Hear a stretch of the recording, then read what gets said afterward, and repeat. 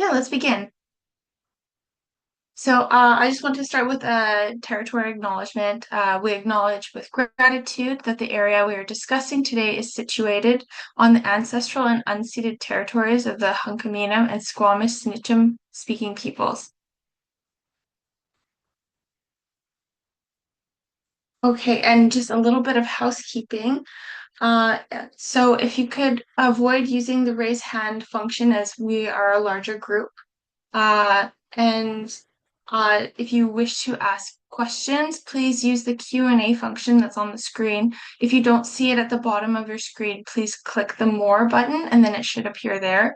Like I mentioned before, the presentation is being recorded until the start of the Q&A. And we will also be taking detailed note keeping of all feedback and comments that we have heard today. And we will be preparing an engagement summary report at the end of the engagement period, which will be shared with the city and with the community. And if you have any follow-up questions that you thought of or anything else that you'd like to add, we welcome emails sent to communityrelations@bchousing.org. Next slide, please. Okay, and we'll just do brief introductions. My name is Deanna. I'm a facilitator that has been hired by BC Housing to support our session tonight. And I'm here to act as a neutral third party and to listen to everyone and relay the questions to our subject matter experts. And I'd like to pass it over to Leah to introduce herself. Everyone, nice to see you all. My name is Aliyah Tajani. I am Senior Manager Regional Development. I work within the Development and Asset Strategies branch at BC Housing. Our team looks after acquisition, development, and we work very closely with asset strategies on renovations of existing buildings. I will now pass it on to Lou.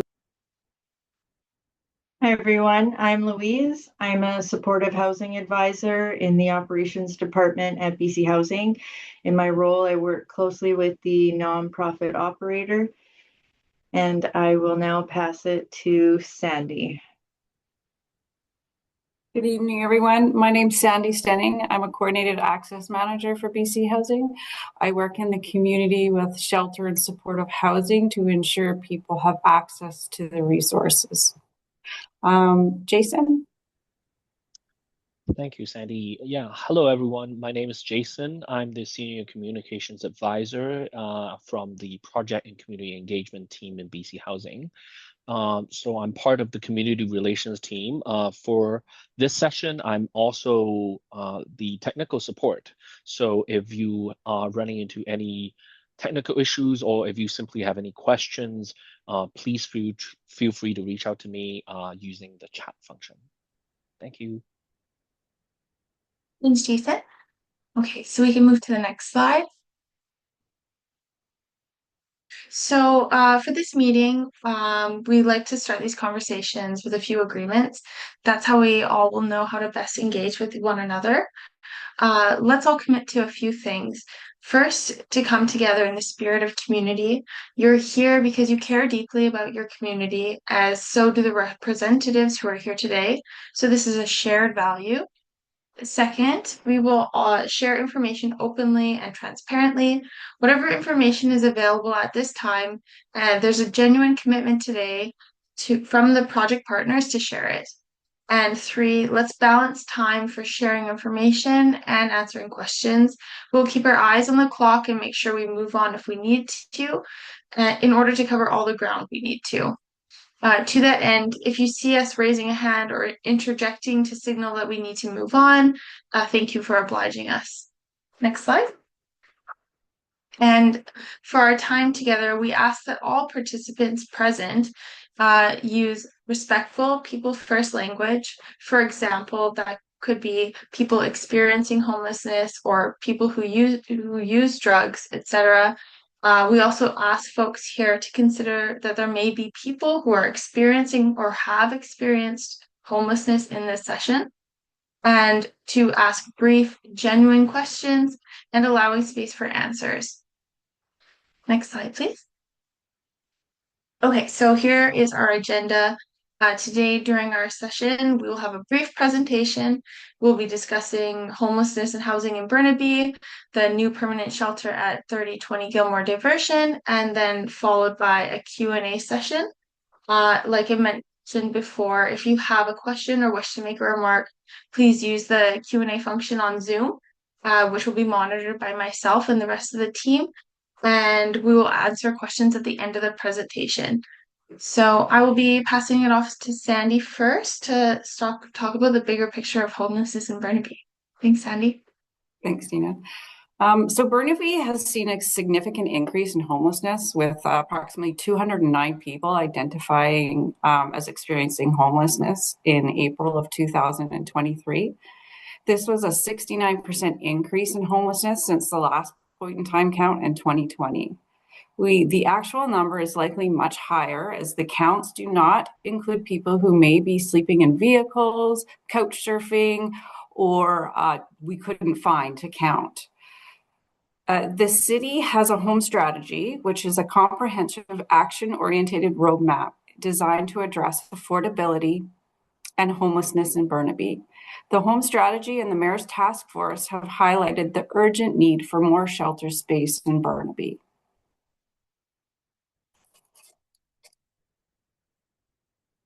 People experiencing homelessness are not all the same, and there are many pathways and reasons for homelessness. This slide illustrates the many factors that can impact an individual's ability to maintain housing. Some pathways can include individual circumstances like simply aging or aging out of care.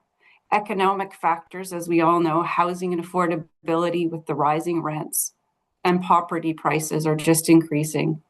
Social factors like unemployment rates, family breakdown, or gender-based violence can impact it. System gaps such as social services, discrimination, even discharge from hospitals and corrections. It's just really important to highlight there's no one cause for homelessness, and there's many factors in it. Shelters play a crucial role in the complex issues that lead to homelessness. By providing a safe and stable environment, access to essential resources, and connections to support services, shelter can help individuals overcome some of the challenges. Shelters offer a pathway to stability. It can make a difference in those who are experiencing homelessness. So shelters can also serve as a gateway to more stable and secure life by providing an individual safety and security. The shelter space provides a safe environment compared to those living outside or on the streets. They offer protections from the elements, violence, and theft. They also give an individual access to their basic need by providing things such as a place to sleep, food, clean water, and hygiene facilities. They are crucial for helping an individual maintain health and well-being. We offer support services in our shelters, including medical care, mental health supports, and social services. These can be difficult to access when you're outside and don't have a stable place for people to connect to. Shelters can be a stepping stone toward more stable housing and employment opportunities. There are programs such as our coordinated access in Burnaby, which are pathways into more permanent housing. Shelter are not just a temporary accommodation. They are often the starting point for many people's journey to finding and keeping housing. By providing a haven, a network of support services, shelters play a vital role in addressing homelessness and creating opportunities for stable housing. I'm going to pass this over to Aaliyah so she can speak of the development side of the shelter. Thank you, Sandy. So BC Housing is a Crown corporation that is responsible to fulfill the directives of the Ministry of Housing and Municipal Affairs. BC Housing develops, manages, and administers a wide range of subsidized housing options across the province. We work with the Ministry of Housing and Municipal Affairs to address critical gaps across the housing continuum, which range from emergency shelter and rent assistance in the private market to affordable home ownership. Shelter and temporary supportive housing are important steps in a person's transition out of homelessness.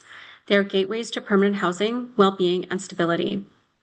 The Gilmore Shelter will address the urgent need for shelter in the City of Burnaby for very low-income individuals who are homeless or experiencing homelessness or at risk of homelessness. Next slide, please. BC Housing has been looking for a permanent shelter for some time and has explored the viability of a number of different sites in Burnaby. Land availability is a major factor in choosing a location. A permanent shelter is urgently needed in Burnaby for people who are experiencing homelessness. The site is located close to services, amenities, and transit. They are essential for people who are transitioning out of homelessness and working towards a healthy and stable life. Next slide. The Gilmore Shelter is located at the intersection of Manor Street and Gilmore Diversion in a two-story building that was previously used as office space. The building will provide up to 80 semi-private sleeping pods across 2 floors and will be renovated to operate the building as a permanent shelter. The shelter will include showers and washrooms, a kitchen, and laundry facilities. The building will also accommodate staff offices, indoor amenity space, and programming space. The property will be fenced, have access control, security cameras, and lighting to mitigate any potential issues on the property. Next slide. This site does not require rezoning for shelter use if the site is owned or leased by government agencies, including BC Housing. The city proactively took action to update their bylaws to create more flexibility for BC Housing and operators to provide necessary shelter in the community. The city and BC Housing have been working together to find a new permanent location for a shelter with the future closing of the temporary shelter at Douglas Road. Next slide. The building was purchased in March 2025, following which BC Housing proceeded with notifying neighbors and interested parties.